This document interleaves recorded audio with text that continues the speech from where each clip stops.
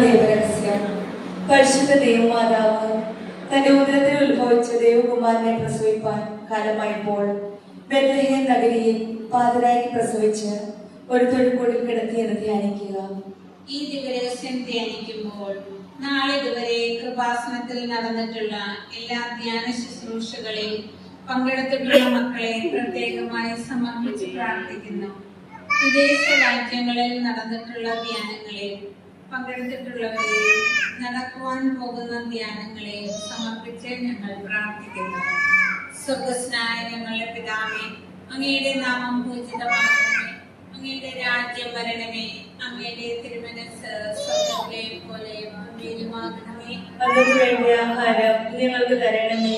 ഞങ്ങളോട് തെറ്റ് ചെയ്യുന്നവരോട് ഞങ്ങൾ ക്ഷമിക്കുന്നത് പോലെ ഞങ്ങളുടെ തെറ്റുകൾ ഞങ്ങളോട് ക്ഷമിക്കണമേ.